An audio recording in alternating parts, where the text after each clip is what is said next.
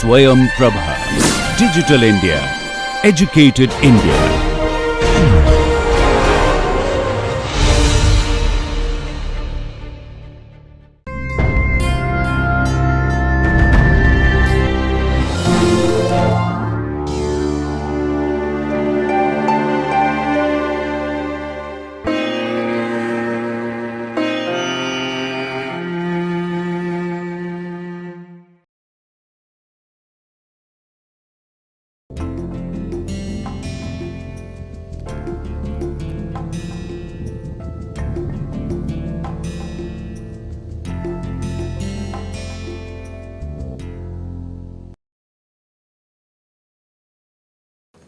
All right, if you recall, we were discussing about the change in the density with respect to change in the temperature and things like that. I want to go back to the basic model, what we started with, trying to understand the system.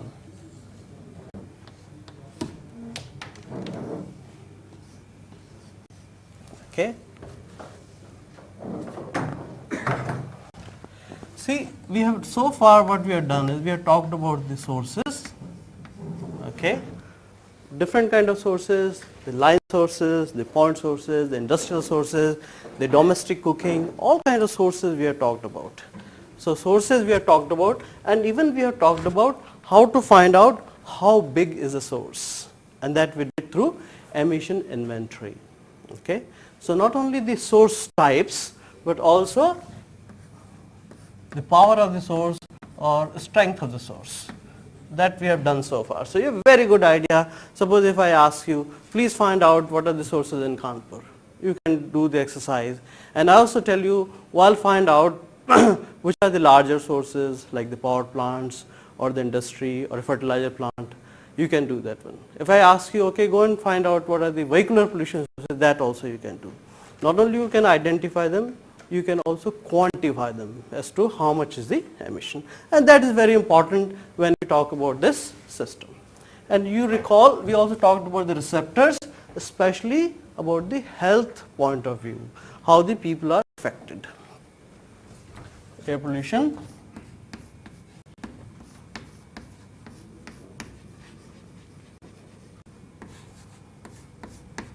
and health. Okay. To connect these two, we need to understand the transport of the pollutant. And if you recall, we said transport of the pollutants in the air, that study we call as a meteorology. Okay. So our focus in coming lectures will be on the transport that is governed by the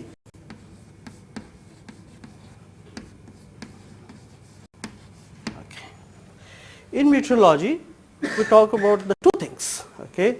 The movement of the pollutants, that can be through the two means. One is a vertical movement, another is a horizontal movement. And so when we talk about the movement of pollutants, horizontal and then the vertical. Horizontal, again we have talked briefly through the wind roses, if you call, wind speed, the wind direction.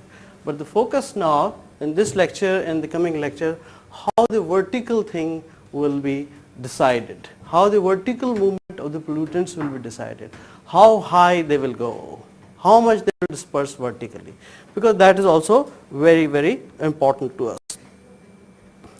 So now if we are focused on the vertical movement of the air pollutants, then we say, all right, if the vertical movement is important, then what is that causes a vertical movement? Okay, vertical movement is largely caused because of, as we go up, change in the density. Okay.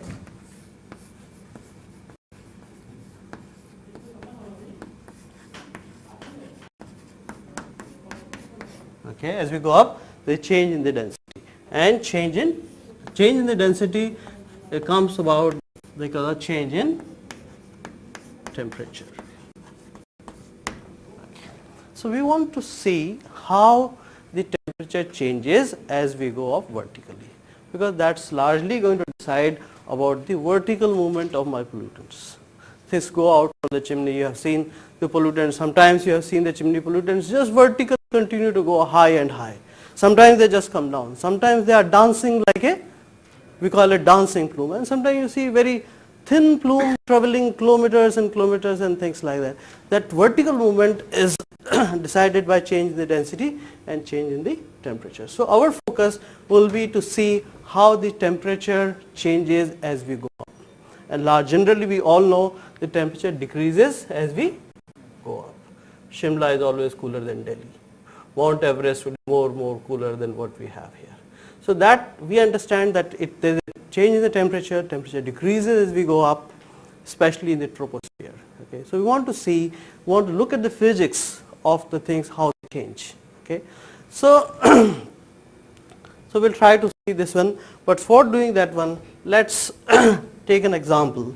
Okay, I take a small parcel of air which is here.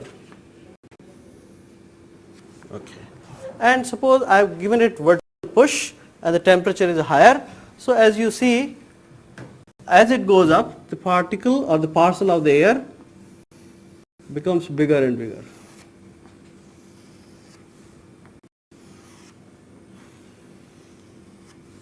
And something like this.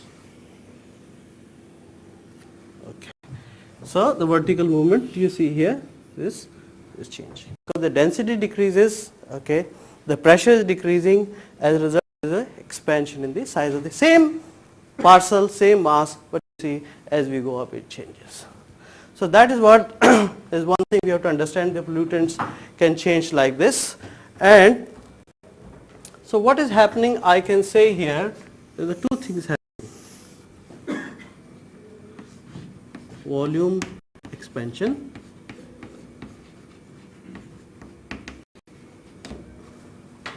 okay, and what else? The volume is expanding and change in the temperature of the air parcel. Okay, surrounding temperature, whatever it is, that is not being affected because of this one. And then you say volume expansion and change in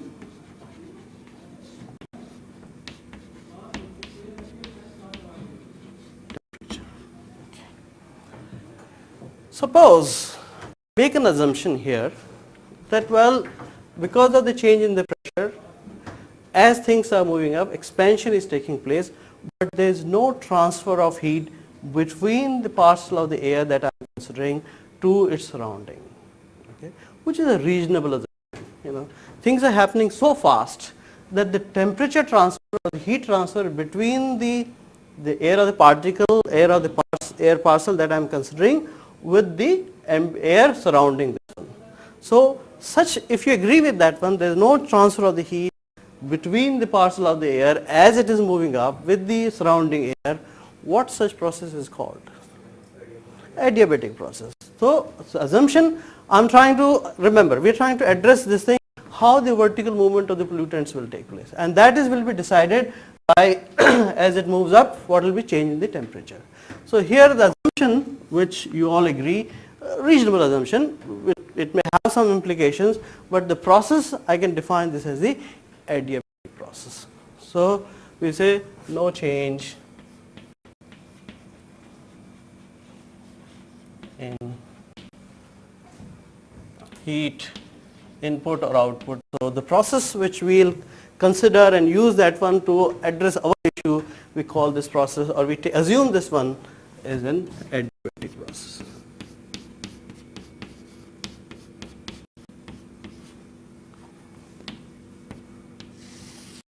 Okay, so this is the two things that will happen, and that these two things we want to define them with respect to considering the process to be adiabatic. And so this is our, if you like, I will put here, this is our assumption. Okay, same thing. Okay, I want to give you the different examples so that you have the little feeling as to what really happens. You all must have seen the hot air balloon. Okay, hot air balloon is something what you can see, the hot air balloon is starting from here and it goes up, and the the record that has been made by the Indian for flying the highest altitude. Who was the person? Vijay Mallya. This thing, Vijayapati Singhania. He made the record of flying very high with the hot air balloon. So if I try to make a little thing to give you a little more clarity on the hot air balloon is, let's see, let's draw the picture anyway.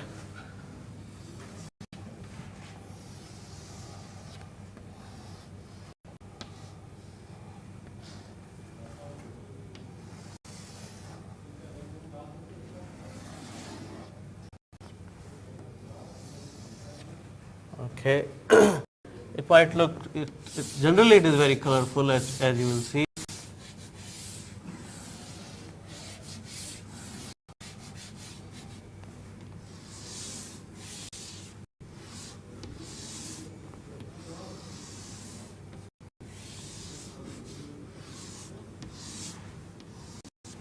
Okay, and then you have generally two persons sitting here, blowing the hot air through this thing, and it goes up. So suppose you are traveling up with your friend and it moves up and things like that. What you will notice is that as you move up, these are the strings, okay? These are the strings. As you move up, this portion which is part of the balloon, it tends to bulge out. It becomes bigger and bigger and bigger and bigger. So you have to be, not only this is strong, then you will see after some time these things are fixed, but this portion, which is a kind of balloon, it bulges out. So same thing, as it is going up, it comes out bigger and bigger and bigger. Maybe you don't notice it because it is going high up in the air. So same thing, the very same phenomena is happening. Here you are moving continuously up. We had the same parcel, same mass, and you see the volume is going up. So what we'll do is that we'll try to, with the help of the physics, okay, and laws of thermodynamics. I'll go a little fast because this is all you've done in your high school and things like that. So what I can say here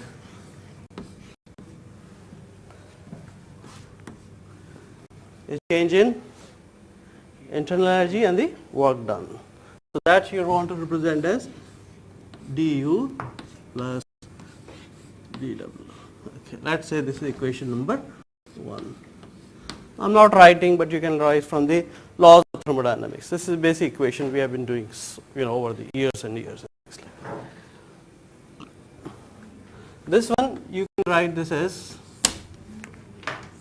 Cv dt plus Pdv. This is your equation number 2. Okay. I can also write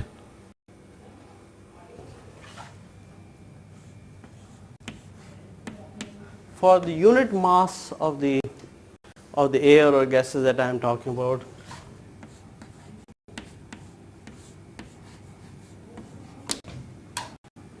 for the unit mass.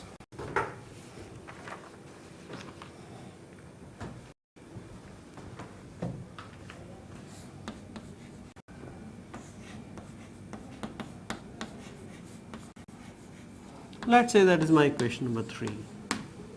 Okay. If I differentiate this equation, okay, I can write this as Pdv plus Vdp. R and Ma are the constant. So R dt by Ma. Or let's write small a. So that is my equation number 4. Okay. I want to go back to the equation 2, and I can very coolly put dq equals to adiabatic process. What is dq? 0. Fine. So I can put dq equal to 0, and then therefore the Cv dt, putting dq equals to 0. So Cdv will be equal to minus Pdv, and if you like minus Pdv, if I take up the minus Pdv, Cv will be equal to minus Pdv, and I can pick up minus Pdv from here. that will be what?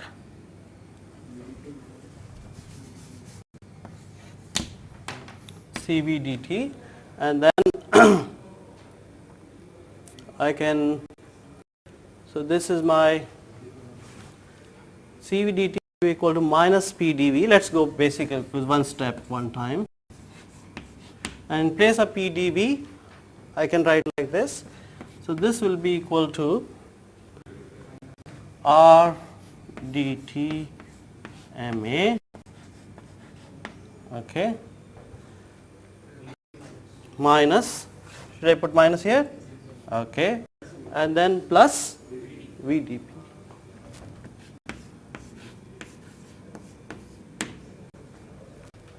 Okay. So now what you see here with this expression, I can, well, I'll save some time, I can write an expression how the change in the temperature with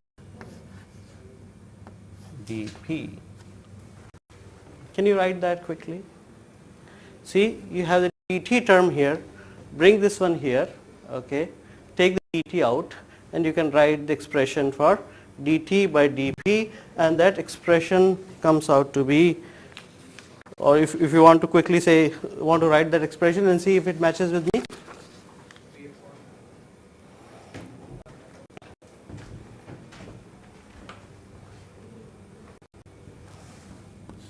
Go ahead. V upon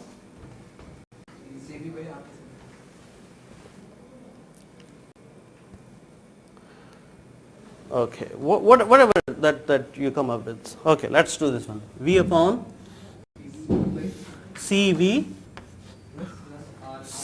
plus R by MA. Anything else?